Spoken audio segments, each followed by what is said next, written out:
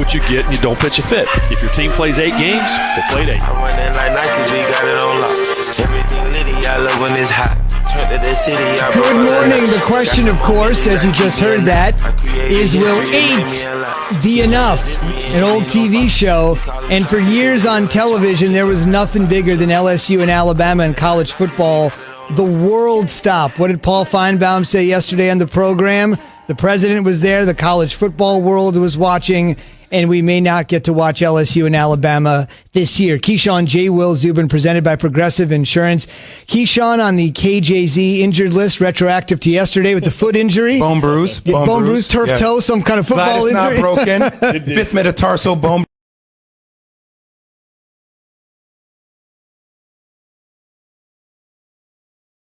bruise. Did he slip on a McDonald's bag? Like Brandon Marshall? No. Brandon Marshall will be joining us after he leaves the Inside the NFL studio. That's the voice of Bart Scott. He's joining us this morning, the 11-year NFL vet. He'll be playing the role of Key this morning, so Key's football knowledge is second to none. But Bart right here, as a football stud himself with the Ravens and the Jets, here to fill the void. Day trader. I mean, with the multitude of screens, there's a laptop, there's two cell phones. There's a lot going on over here, man. But it's great to have you here. It's a pleasure. It's awesome to have you here. We're going to talk a little NFL, but we're going to start with a little college football. And guys, top of mind is this. Alabama's back at the top of the poll.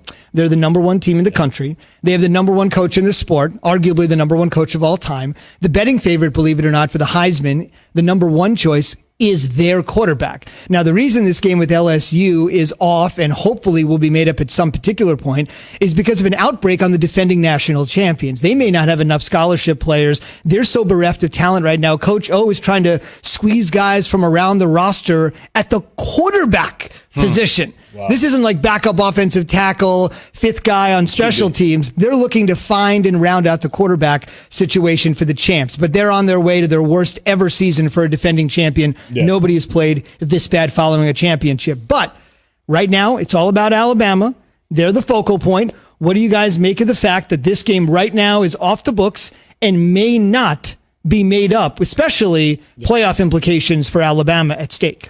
I mean, for me, it's 2020 with the strength of schedule with LSU being so bad. I mean, how can they even help Alabama move up? They have no shot of winning this game. They understand that. That's why, listen, me and Jay Will was talking about if this would have been like the, if this would have been on the other side, they would have probably said, you know what, Alabama would say, you know what, let's take the Nick Saban, COVID test, three hours, take 2 in a row, and you'll be all done. And they would have been back. But, Coach O was saying, you know what? Let's just pause this one. Let's hope we can, they don't want to get splattered. They don't want to get beat down. So it's like one of those things where you're saying, you know what, who needs the game? It's not going to affect the strength of schedule. Alabama's still going to be number 1. You have Clemson, you have Notre Dame that's moving up. I think this game can be pushed off. And I wonder if we get into this world where, it's subjective anyway. College football is subjective. When you just trying to guess, you have a panel of trying to figure out who's number 1, who's number 2. Where does the Big Ten weigh in this? Where does Ohio State come in? I think everybody understands that Alabama's the better team. It's unfortunate, but I think we all expected this season to be uneven. I didn't come into a season with COVID and all the moving parts expecting everything to play out the way it was supposed to originally be played out. I mean, there's been nothing that's been prepared about an unpreparable year that we've had in 2020. Right. So I understand that a team like Texas A&M might want to have the hope that a loss to LSU might be able to propel them into a position to have a chance to go into the playoffs. But reasonably, when you look at it, all right, so the fact that Alabama beat Texas A&M, but then Texas A&M beat Florida, right? So if this were just like Bart said, if this were the LSU team from last year, if it was a monumental game, I think we would have found some way to see if we could test LSU out in order to play. Right. But LSU also has another game that they need to make up with Florida before that, correct? Correct. So there's a lot of moving parts here, and I didn't come into expecting if we miss it, I'm okay with it, Zubin. I'm okay with it. Let's run through the calendar as is. To both of your points, college football always has been, somewhat uneven. Some teams are saying we can play an FCS team. Right. Certain conferences like the Big Ten are saying we don't play the FCS. Certain leagues play 8 conference games. Right. Certain play 9. Certain are playing cross-divisional games every so often. Certain aren't. In the Big 12, you play everybody once guaranteed. A true round robin. Can't do that in the Big 10 or the SEC because they both have 14 teams. So you're right. It's unwieldy at the start. So if the sport's going to be uneven, there is no commissioner, there's no uniformity. In a year like 2020, when everything's out the window, it's business as usual for college football. To Jay's point, the SEC has baked in 1 week at the end of the season for any makeup games. That's when LSU and Florida would meet. The problem is there's only 1 week to do it. So if LSU has to play Alabama, well, I guess they're out of luck at the moment because their 1 week is December 12th against Florida. They have 2 games to make up, but only 1 week to do it. The numbers don't make sense. SEC Commissioner Greg Sankey on the Paul Feinbaum Show on Monday said the bottom line is no matter how convoluted it gets, they're going to try to play every single game they can. We just have to manage through that, and we'll work with our universities, our athletics programs to do so. We don't have an infinite amount of time, and that's where the pressure over these last 4 or 5 weeks starts to mount. So the adjustments may be a little bit different than we contemplated 6 weeks ago, but still our focus is on trying to play as much of the football schedule as possible. That's the big comment, as much as possible. And here's where it stinks for Florida, because Florida will then have to play LSU. Alabama will be idle, being rested, getting ready to play Florida when they come out of that game.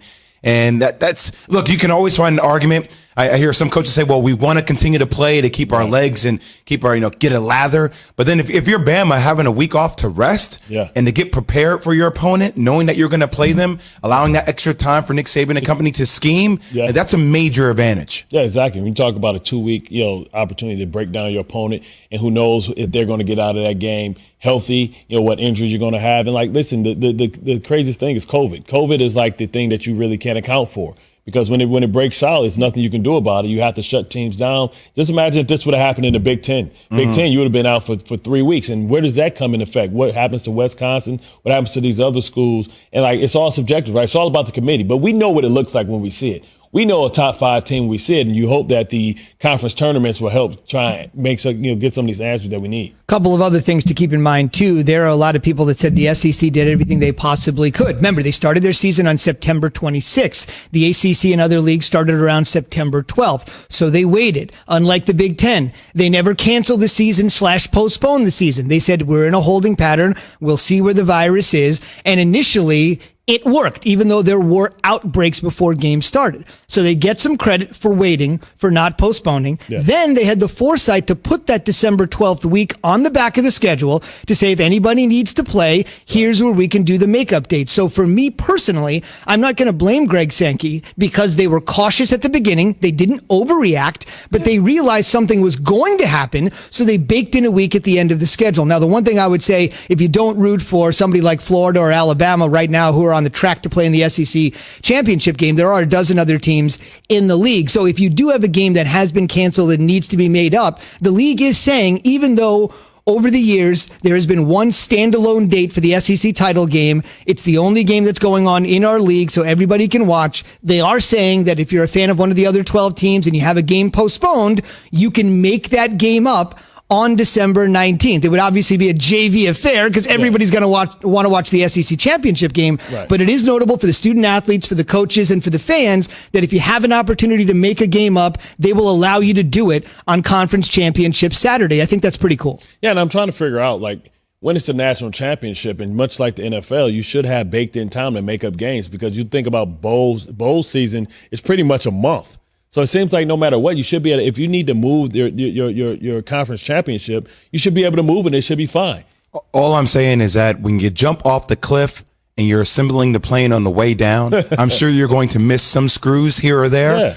But damn, this plane looks pretty sturdy considering how they had to put it together so quickly. It looks pretty sturdy. Yeah. And if I'm looking at it too, Bart, just to say, I really feel like the college football playoffs are going to be locked. I feel like they're locked pretty much. I mean, Alabama's on this path. Like we've seen them dominate Texas A&M. Even if Texas A&M were to find some way, if this doesn't lead up to Florida, I feel like Alabama, Notre Dame, Ohio State, and Clemson Like, that's going to be your college football playoffs. Yeah, for teams that are on the outside looking in, like Cincinnati and BYU, remember no group of 5 team has ever made the playoff. And by the way, quickly to Bart's point, they have eliminated eligibility for bowls with regards to wins this year. You don't have to have 6. You just have to be playing and are a team, and they're going to waive it. So bowls will be a little bit different. Just have a fan base. This year. Indeed, that can't travel this go around. There will be no Cameron Crazies this year, Duke. So we're asking. Yeah, we're going to get into that this morning with Jay. Mr. Duke on the Dr. Pepper Twitter feed. So what arena is most impacted by not having fans due to COVID? Be a part of the Keyshawn, J. Will, and Zubin Nation on the Dr. Pepper